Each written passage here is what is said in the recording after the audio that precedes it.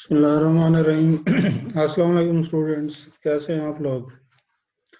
जी, हम अपना lecture continue करते हैं। प्रीवियसली हमने डाटा ट्रांसमिशंस की टाइप्स को डिस्कस किया था और उसमें हमने दो टाइप्स पढ़ी थी, पैरेलल और सीरियल। और सीरियल के आगे फिर दो टाइप्स हमने कहा था कि वो हैं एसिंक्रोनस और सिंक्रोनस डाटा ट्रांसमिशन। सीरियल के अंदर जैसे कि आपको पता है कि एक ही चैनल होता है और उसी चैनल के ऊपर बिट्स आपकी ट्रांसफर होती रहती हैं। और बिट्स जो है वो सीरियल मोड के अंदर सॉरी एक दूसरे के आगे पीछे जो है वो मूव करती हुई जाती हैं। तो अब इसमें जो एसिंक्रोनस कम्युनिकेशन है, तो इसमें थोड़ा सा जो भेजने का तरीका है डेटा को, वो यहाँ पे डिस्क्राइब किया गया है। और इसमें जो तरीकाकार होता है वो फ्लो कंट्रोल हम उसको कहते हैं।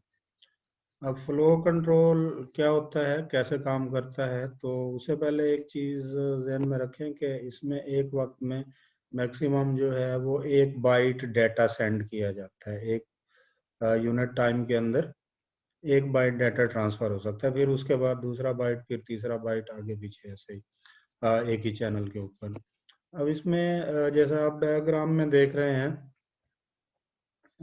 जो फ्लो कंट्रोल का तरीका मैंने बताया है वो क्या है कि इसमें ऐसा होता है कि सेंडर और रिसीवर जो है वो पहले से उन्हें नहीं पता होता रिसीवर को कि कहीं से डाटा आने वाला है। वो अपने काम में बिजी होता है। सेंडर को भी नहीं पता होता कि आगे रिसीवर रेडी है डाटा रिसीव करने के लिए या नहीं। कोई टाइम की यहाँ पे कांस्टेंट नहीं होती, कोऑर्डिनेशन नहीं होता।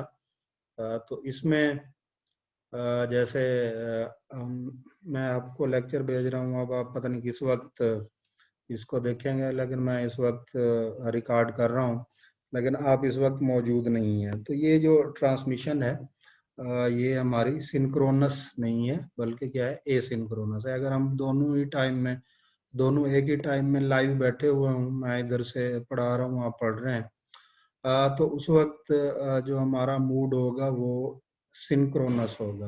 अब क्योंकि आप इस टाइम के अंदर मेरे सामने मेरे मुझसे कनेक्टेड नहीं है, मैं यहाँ से रिकॉर्ड करके डाटा अपना लेक्चर आपको भेज रहा हूँ, तो ये मूड जो है ये आमतौर पर एसिंक्रोनस होता है। जब दोनों पार्टियां, सेंडर और रिसीवर, एक दूसरे के साथ एक ही टाइम के ऊपर जो है मुतवज्जह ना हो, तो कनेक्टेड तो साफ ज़ाहिर होंगे, कनेक्टिविटी के बगैर तो ये मुमकिन नहीं होता। तो खैर, अब इसमें जो तरीकाकार होता है बाइट्स को भेजने का, एक चीज़ तो दोबारा मैं आपको बता रहा हूँ कि जहन में रखना कि एक वक्त के अंदर 1 बाइट डाटा भेजा जाता है। अब डाटा भेजने का तरीकाकार बताया, फ्लो कंट्रोल होता है। और फ्लो कंट्रोल में क्या होता है, अब ये देखें दरमियान वाली डायग्राम के अंदर सबसे पहले एक बिट जा रही है 0, इसे हम कहते हैं स्टार्ट बिट। क्या कहते हैं? Start bit. ये आमतौर पर इंडिकेट करती है कि मेरे पीछे डेटा आने वाला है। आमतौर पर चैनल आइडल होता है, तो जब स्टार्ट बिट आती है, रिसीवर के पास पहुंचती है, तो रिसीवर एक तरह से अलर्ट हो जाता है कि ये जनाब कोई डाटा आने वाला है, तो वो फिर मुतवज्जे हो जाता है, बाकी काम छोड़ के डाटा रिसीव करने की तरफ जो है वो मुतवज्जे हो जाता है। अब इसमें जैसे ही ये बिट पहुंचेगा, पहले रिसीवर अलर्ट हो जाएगा, और उसके बाद ये जो डाटा बिट्स हैं जो येलो वाले एरिया के अंदर आपको नज़र आ रहे हैं, ये सारे 8 के 8 बिट्स, क्योंकि 1 बाइट के अंदर जो है वो 8 बिट्स होते हैं, तो ये ट्रांसफ़र होंगे रिसीवर के पास। जब ये 8 बिट्स कंप्लीट हो जाएंगे, तो ये एंड पे, ये पिंक कलर के अंदर आप देख रहे हैं, पिंक शेड के अंदर 1 आया हुआ है, इसे हम कहते हैं स्टॉप बिट। तो इसका मतलब ये होता है कि हमारा डाटा अब पहुंच चुका है, मुकम्मल ट्रांसमिशन हो चुकी है। उसके बाद अगर रिसीवर ने कोई और काम करना है तो अपने काम में बिजी हो जाता है और फिर वो वेट करेगा। अब उससे आगे देखें कि फिर जनाब वो स्टार्ट बिट आ रहा है 0 की शक्ल में। अब जैसे ही वो यहाँ पे पहुंचेगा रिसीवर के पास तो फिर ही अलर्ट हो जाएगा और फिर वो पीछे बाइट डाटा जो है 1 बाइट डाटा वो रिसीव करेगा। तो इसमें देख रहे हैं कि यही तरीकाकार है कि हर बाइट से पहले स्टार्ट बिट और उसके एंड पे जो है वो स्टॉप बिट आता है। तो इस तरह से 1 बाइट डाटा के साथ 2 बिट्स एक्स्ट्रा आपको भेजने पड़ते हैं इस तरीकाकार के अंदर, फ्लो कंट्रोल के अंदर, ताकि आपका डाटा जो है वो महफूज और पता चले। तो इस तरह से ये देखें कि एक ट्रांसमिशन जो है 1 बाइट की वो 10 बिट्स के अंदर होती है, 8 बिट्स डाटा के और 2 बिट्स स्टार्ट और स्टॉप बिट्स। इसमें ये देखें कि एक यहाँ पे ये 3 बाइट्स आपको डायग्राम के अंदर दिखाए गए हैं, ये सेंडर से रिसीवर की तरफ ट्रांसफर हो रहे हैं। अब ये पहले बाइट और दूसरे बाइट के दरमियान में जो फासला है, गैप है, यानी जो वक्फा आ जाता है वो ज्यादा है। दूसरे में जो है, दूसरे और तीसरे में वो जरा कम है। इसी तरह से तीसरे और चौथे में इससे भी ज्यादा हो सकता है या इससे भी कम हो सकता है। तो इसमें डेट जो बाइट्स के दरमियान में गैप होता है तो वो एक जैसा नहीं होता, सिमिलर नहीं होता वो, बल्कि क्या होगा, डिफरेंट होगा। इक्वल जो है वो उसके अंदर जो इंटरवल्स हैं ट्रांसमिशन के दौरान वो नहीं होते, बल्कि वेरिएबल इंटरवल्स होते हैं। कभी गैप बढ़ जाता है, कभी कम हो जाता है। तो ये तरीकाकार होता है इसमें डाटा ट्रांसमिशन का। हाँ जी, तो ये जो पॉइंट्स आपके साथ डिस्कस किए हैं वो यहाँ पे दिए गए हैं बुलेट वाइज। तो इसमें जो पहली बात आपको बताई थी कि sends data using flow control between sender and receiver, ये जो टेक्निक आपको समझाई है इससे पहले वो फ्लो कंट्रोल टेक्निक है। और दूसरा इसमें यह है कि 1 byte of data is send at a time, के एक वक्त में 1 बाइट डाटा भेजा जाता है और 1 बाइट जो है वो एक हर्फ, एक करेक्टर के बराबर होता है। जैसे ए एक करेक्टर है, बी दूसरा करेक्टर है, तो इसमें ट्रांसमिशन ऐसे ही होती है। इसमें साफ जाहिर है कि डाटा काफ़ी सारा होता है और एक एक हर्फ, एक एक करेक्टर अलग अलग जाता है, तो ये ट्रांसमिशन का तरीकाकार जो है ये स्लो है।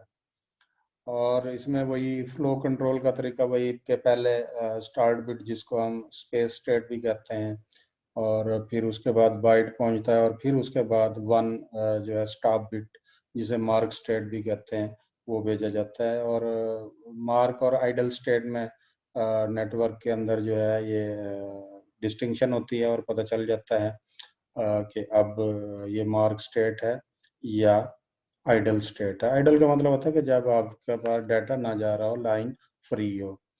अच्छा जी, तो ये इंटरवल का भी आपको एक्सप्लेन कर चुका हूँ कि 2 बाइट्स के दरमियान में जो वक्फा होता है, इंटरवल होता है, वो सेम नहीं होता, यूनिफॉर्म नहीं होता। वो जो गैप्स आपको डायग्राम में नज़र आ रहे थे वो कम या ज़्यादा होते हैं। यानी 1 बाइट जो है वो पहुंची है और उसके बाद दूसरी बाइट फ़र्ज़ किया 10 मिली सेकेंड के बाद पहुंची है, और तीसरी पॉसिबल है कि वो 50 मिली सेकेंड के बाद पहुंचे।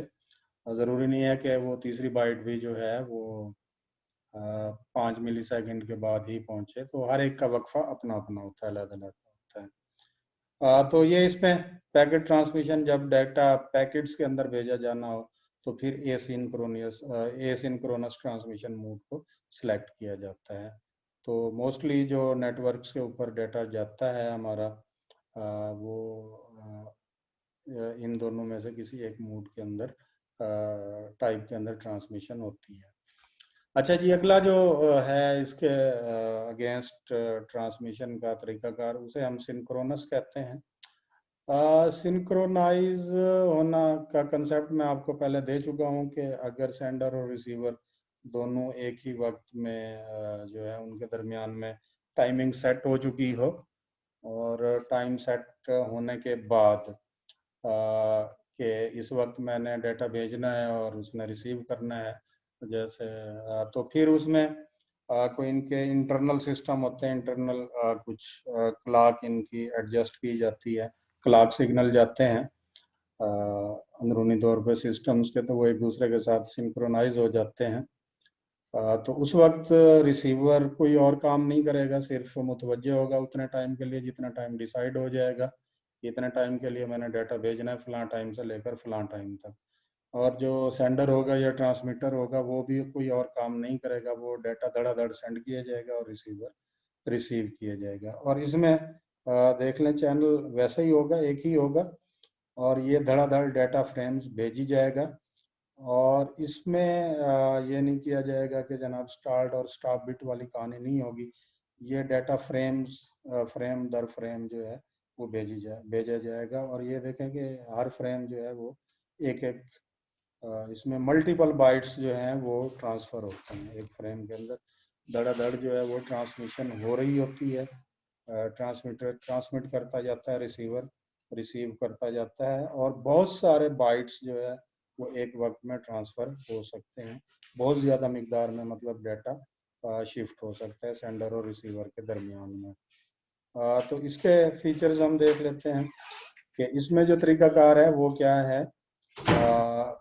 इसका सिंक्रोनाइजेशन का, it uses clock to control the timing of bits being sent. जो बिट्स आप भेज रहे हैं उनके लिए पहले टाइम मुकर्रर कर दिया जाता है, टाइमिंग हो जाती है, और इसी प्रोसेस को हम जो है वो सिंक्रोनाइजेशन ही कहते हैं, कि जब आप अपना टाइम एडजस्ट कर लेते हैं। तो इसके लिए जो सिग्नल भेजे जाते हैं उन्हें टाइमिंग सिग्नल कहते हैं। मोस्टली जो टर्म यूज़ होती है वो क्लॉक की यूज़ होती है, कि वो अपने क्लॉक्स को सिंक्रोनाइज कर लेते हैं। तो इसका आम फहम मतलब ये है कि आप फ़र्ज़ किया आपने किसी दोस्त से मिलना है, तो टाइम आप पहले एडजस्ट कर लेते हैं कि जनाब फ़लाँ टाइम जो है आप मौजूद रहना, मैंने आपके घर आना है।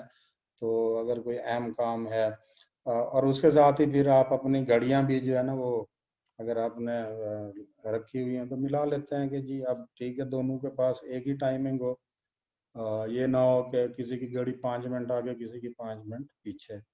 तो ये एक तरह का टाइम को एडजस्ट भी कर लेते हैं, और टाइम ड्यूरेशन भी इसमें आमतौर पर जो है वो डिसाइड कर लिया जाता है। फिर उस टाइम जैसे ही वो शुरू होता है तो वो सेंडर धड़ाधड़ सेंड किया जाएगा और रिसीवर उसमें रिसीव किया जाएगा। तो उससे पहले जो उनकी एडजस्टमेंट होती है उसे क्या कहते हैं कि जी वो सिंक्रोनाइज किया उन्होंने अपने अपने क्लॉक्स को। तो डाटा ब्लॉक बाय ब्लॉक भेजा जाता है, जबकि उसमें एक एक बाइट भेजा जाता था। इसमें ब्लॉक्स के अंदर मल्टीपल बाइट्स होती हैं, एक से ज्यादा बाइट्स भेजी जाती हैं एक ब्लॉक के अंदर। तो और इसमें ब्लॉक कह लें या उसको फ्रेम कह लें, तो एक फ्रेम के अंदर बहुत सारी bytes at a time send कर सकता है। तो साफ ज़ाहिर है इसकी डाटा ट्रांसमिशन स्पीड उससे ज़्यादा होगी, और दो फ्रेम्स के दरमियान में जो वक्फा है, दरमियानी वक्फा, वो एक जैसा होगा, इसमें कमी बेशी नहीं होगी। तो ये आमतौर पर जो आपका टाइम सेंसिटिव डाटा होता है। टाइम सेंसिटिव डाटा जैसे आप कोई गाना सुन रहे हैं, कोई आवाज़ ऑडियो फाइल आप डाउनलोड कर रहे हैं नेट से, या कोई वीडियो देख रहे हैं, तो वो साफ ज़ाहिर है कि उसके अंदर पीछे फ्रेम्स होते हैं। तो वो फ्रेम्स अगर एक ख़ास तरतीब से ख़ास टाइम पर आ जाएंगे तो आपकी वीडियो के अंदर वो कंटिन्यूटी आ जाएगी, और आवाज़ के अंदर भी कंटिन्यूटी होगी। और अगर वो फ्रेम्स में वक्फा जो है कम या ज्यादा हो जाता है तो फिर वो आवाज जैसे हम कहते हैं कट कट के, और वीडियो रुक रुक के चल रही होगी। तो आमतौर पर जो आपका सिंक्रोनस ट्रांसमिशन है वो ऑडियो वीडियो डाटा के लिए, जब ऑडियो वीडियो डाटा भेजना हो तो उसके लिए ये सिंक्रोनस ट्रांसमिशन का तरीकाकार इख्तियार किया जाता है। और जब टेक्स्ट डाटा भेजना हो तो वो उसके लिए फिर, क्योंकि वो टाइम सेंसिटिव नहीं होता, अगर कुछ लफ्ज पहले चले गए, जल्दी चले गए, कुछ देर से चले गए, तो उससे कोई फर्क नहीं पड़ता, फिर उनको इकट्ठा करके यूजर के सामने डिस्प्ले कर दिया जाता है। लेकिन इसमें ऑडियो वीडियो के अंदर ये जो है टाइम सेंसिटिविटी बहुत ज़्यादा होती है। तो जब इनको भेजना मकसूद हो तो ये तरीकाकार इख्तियार किया जाता है। तो इसके लिए साहब ज़रा ऑडियो वीडियो के लिए कुछ ख़ास इंतजाम भी करने पड़ते हैं, कुछ एक्स्ट्रा डिवाइसेस भी जो है वो अरेंज करना पड़ती है। तो ये आपका था सिंक्रोनस और एसिंक्रोनस ट्रांसमिशन। तो इंशाल्लाह अगले टॉपिक के अंदर फिर आपसे मुलाकात होगी। तब तक के लिए अल्लाह हाफिज़।